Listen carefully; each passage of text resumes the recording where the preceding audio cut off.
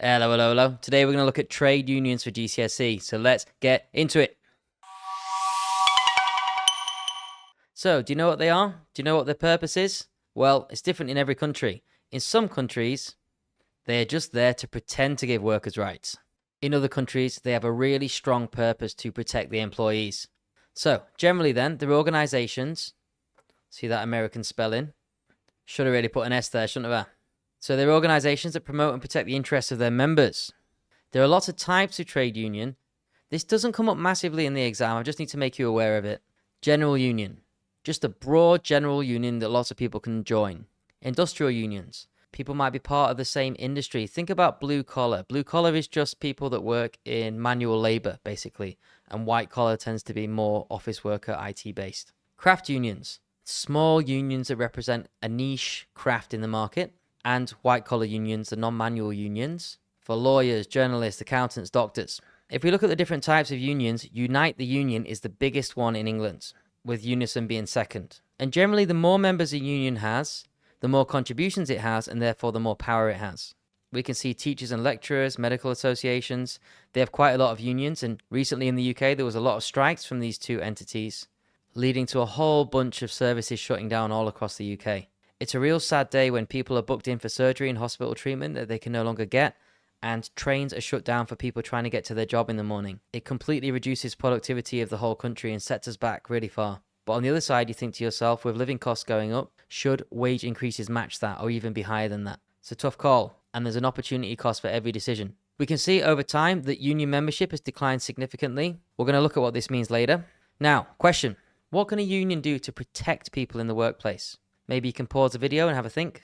So, they can try and get you higher wages. If you've been fired unfairly, they can try and protect your jobs. Lawsuits happen all the time where companies have to reinstate people that were let go. They might improve your working conditions, giving you more breaks at work, better health and safety policies like having to wear a hat on site if you're in construction, and maybe give you more holiday benefits, sick pay, pensions, entitlement, all these kind of things.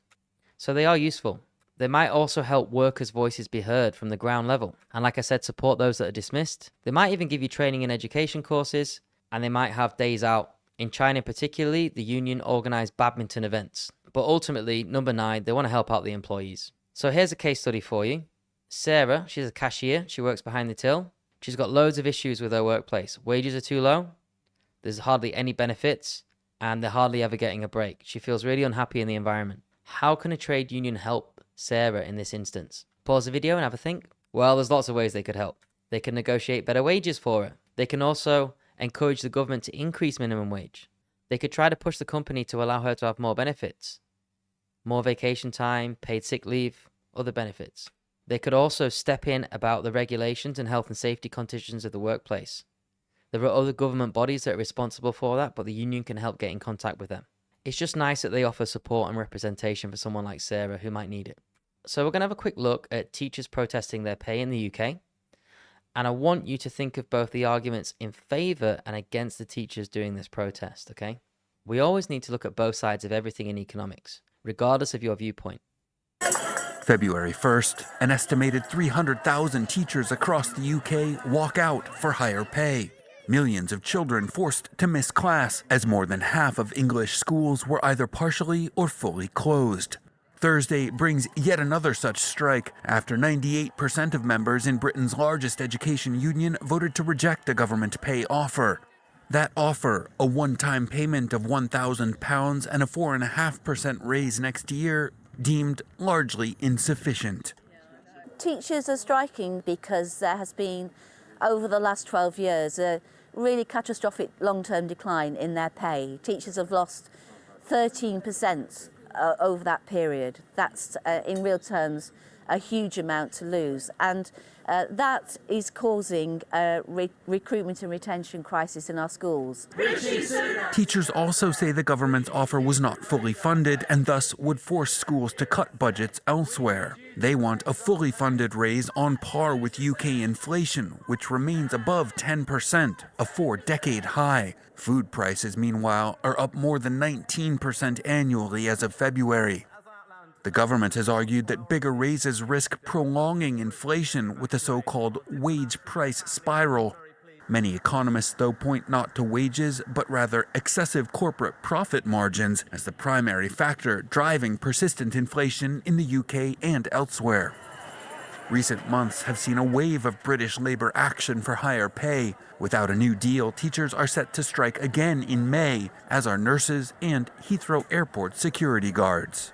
So yeah, this was quite challenging for me because when I was in the UK, I had to walk past teachers protesting a lot. At that time, I was doing substitute work, sometimes for the striking workers. So yeah, interesting discussion about teachers. Do they deserve more or less pay? We can see that the main point is the cost of living has increased much higher than the wages have increased. But it's going to come out of the government budget to pay for that. They've offered a little bit extra, but the teachers are asking for more. Where do you stand in this debate? So let's have a look at the arguments in favour of teachers. Look at this guy. Doesn't he look like a teacher? I'm sure we've all seen this disappointing glare in our life. So, they want fair compensation based on the cost of living increases. The actual money, the real money they take home is reducing every year, making it harder to survive, pushing people out of the profession because it's a hard job to begin with. If you want quality teachers, you need to pay more. They might be fighting for better working conditions. In many schools, you've got 35 kids in a classroom. That's a lot. Even 20 is a lot. Reduced class sizes mean you've got more time per child and better quality of education. So this striking can indeed allow for improving quality of education, attracting more people to the profession, and ensuring that their voices are heard. And this strike allows for collective bargaining. But of course, there are arguments against this. It disrupts education primarily. It's the poor children that lose out when the teachers strike. I know they want to make a message. What about working parents? They've got to stay home with their child now, but they've got to go to work. So it disrupts their work and could cause serious issues in the family. Yep, this kind of reiterates the same point about it damaging the kids and their education. And strikes, they add a lot of other problems to schools as well. They need to pay people temporarily to fill in the gaps that these teachers are creating. There's an argument that alternative methods would have been better, going through the unions, going through the representatives. But then again, if people feel their voices aren't being heard like teachers clearly are, and salaries haven't improved in the last 10 years, especially when the cost of living is going up by 20% and they're offering a 4% pay raise, you're still losing around 16% of the average value of your money. So for many, it's not good enough. Maybe that's just the future. Maybe in the past, people have had a really good quality of life and their expectations can no longer be matched by reality. Maybe it's a harsh reality that needs to be faced, as wages might be having a bit of a retracement in society. So, next question then. What makes a union strong and what makes a union weak? These are very, very important questions for your GCSE exams. So, strength. If you've got lots of members, you're strong. If you've got the same goals and ideas, again, this improves strength. And you need a good leader to represent you, somebody that listens and is able to put forth their ideas clearly. This adds into the negotiation skills that they have. Obviously, they need to understand legal knowledge. Some unions actually have lawyers to represent them. And financial stability. Are people contributing enough? It also helps if the firm is making a big profit. If the firm these people work for actually makes a profit, then you have negotiating room for wages to get higher. But if the firm's not making a profit and you're forcing them to push up wages, they will actually just maybe close down. So that's really an important point for union strength.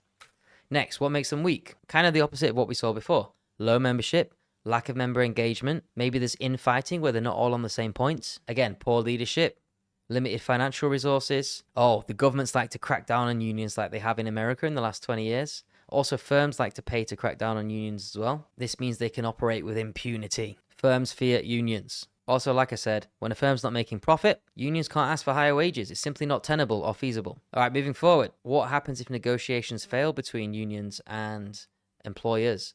Well, we saw the strike, didn't we, as one example, but there is an arbitration system that can occur. This is where a third party comes in, so the impartial person will come in and make a decision based on what's going on. Okay, let's have a look at some exam questions then. Define a trade union. So when it says define, it needs to be like a dictionary definition, okay? So, a group of people, or an association, or a body of people, or an organization that represents workers and protects their rights. Pretty chill, right, for 2 marks in an exam. What about this, though? 8-mark question for a trade union. Would an economy benefit from an increase in the strength of trade unions? So the unions have more power to negotiate with employers. So pause this video, and I want you to think about both sides, okay? You get up to 5 marks for writing a strong case on each side, so make sure you're doing that. And in 2023 to 2025, evaluation has become more important as well. So they expect you to make a conclusive judgment at the end of your statement about both sides, okay? All right, so let's look at why a strength of trade union might be good for society. Think about the help it can do for people. People can get higher wages. That means their living standards can increase. They can afford better healthcare, better houses, a more comfortable living environment. It might lead to better training, better motivation, a happier, skilled workforce. A big one is discrimination. It prevents discrimination against certain employees, and that might lead to increased labor productivity. There's an argument that it can make work more competitive. It's a tough one though, because if you're paying higher wages, it means the cost of the products might actually have to increase. But if the productivity of the workers increases more than the wage increase, then you can say this. Another one is communication and making negotiations more effective. Let's look at the dark side though. What problems can it create in society? And we saw that already in the teacher's video. Costs of production, like I said a minute ago, would increase, reduces profits. It might make the supply line shift back, causing a fall in output, increasing unemployment because they're going to hire less people and try and force the remaining people to do the increased amount of work. Classic technique. And cost push inflation in society. This is where the output is reduced and therefore the cost of goods everywhere goes up as aggregate supply shifts back. But you don't need to know that at GCSE level, even though they've put it in here. And like we saw, production gets disrupted, like we saw with the teaching. It slows down a lot of organizations and makes you less competitive in a global scale, and makes you less competitive on a global scale. Companies from abroad will order from more safer environments that can guarantee production quotas.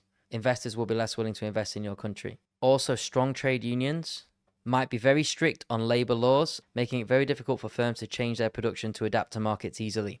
So once you've written both sides of this, you need to make sure you have a strong conclusion, because evaluation is a few marks. State which side you're more in agreement with and highlight some of these key points. You can also do hypothetical things, like saying, in a case where companies have really high profit, union involvement might be very positive. It might lead to greater outcomes for everybody involved, and in the long run, greater productivity with more training and a happier workforce. But in companies where profit margins are really low, if there is a forced increase in wage due to union pressure, this might lead to significant unemployment and the company might close down, which is a greater degree of unemployment and everybody loses. So using hypothetical situations like that for evaluation tend to get marks. It's more important at AS level. All right, that's it from me. If you're looking to get any of my revision packs or any private lessons, just click the link down below. Have a great day and I'll see you again.